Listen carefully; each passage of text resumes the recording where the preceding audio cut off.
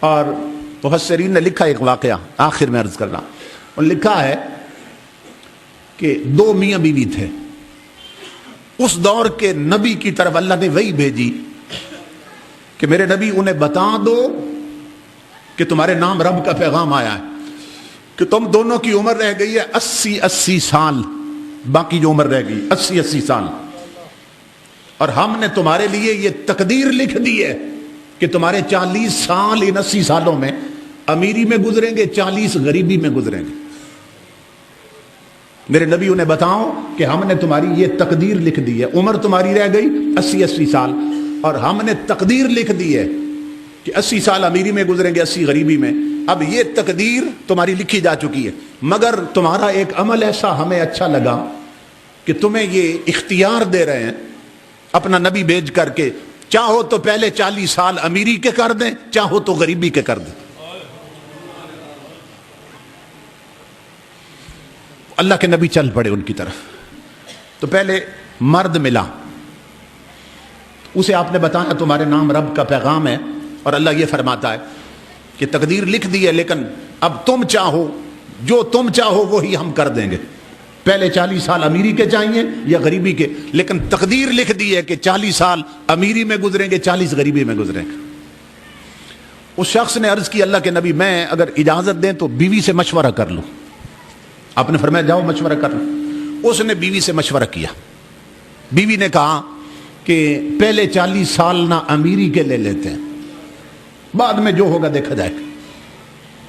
وہ مرد آیا، اس نے اللہ کے نبی سے عرض کی کہ حضرت پہلے 40 سال نہ امیری کے کر دیں، اللہ سے گزارش کریں کہ پہلے 40 سال ہمارے امیری میں گزرے. اللہ کے نبی نے عرض کی، اللہ نے فرمایا ٹھیک ہے. ہم نے انہیں امیری دے دی.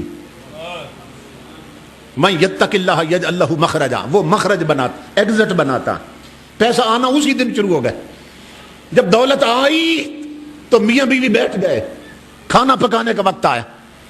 میاں کہنے لگا یہ کسی سیاستدان کا وعدہ نہیں، روٹی کپڑے اور مکان کا، یہ رحمان کا وعدہ ہے جس سے بڑا سچا کوئی نہیں. میری بیوی سونا 40 سال اب غریب تو ہو نہیں سکتے کہ سچے رب کا وعدہ. تو پھر آج دیگچی نہ چڑھا دیگ چڑھا، میں غریبوں کو بلاتا. سمجھ رہے؟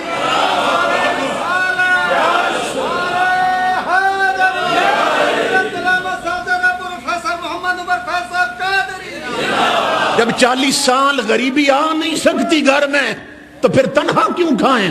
رب کی غریب مخلوق کو کیوں نہ کھلا؟ تو دیگ پکا، آٹا زیادہ گوند، میں یتیم بلاتا ہوں، میں غریب لاتا ہوں.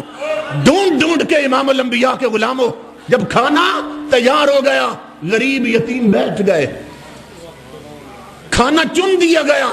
انہوں نے جب کھایا غریبوں نے، کھانا کھانے کے بعد یتیموں نے اوپر دیکھا اور ہاتھ اٹھائے، مولا انہیں رزق اور دے، یہ سدا خوش رہے.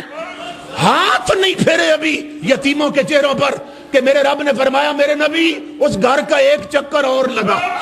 مولا اب کیا کہوں؟ فرمایا انہیں بتاؤ میرے بندو، تم نے میرے رزق کی قدر کی ہے، مجھے اپنی عزت کی قسم، ہم نے تقدیر بدل کر اگلے 40 سال بھی امیری کے کر دیے.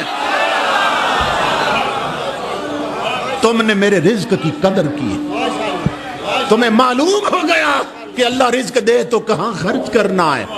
تو سنو، ہم نے تقدیر ہی بدل دی. یتیموں کے اٹھے ہوئے ہاتھوں نے، غریبوں کے اٹھے ہوئے ہاتھوں نے تمہارا مقدر بدلوا دیا ہے. اب اگلے 40 سال بھی تمہارے امیری میں بیتے. اس لیے سب سے خوش بخت طبقہ وہ ہے جو یہاں بھی امیر وہاں بھی امیر. تو اللہ رب العزت ہمیں دونوں جہانوں کی امیری عطا فرمائے.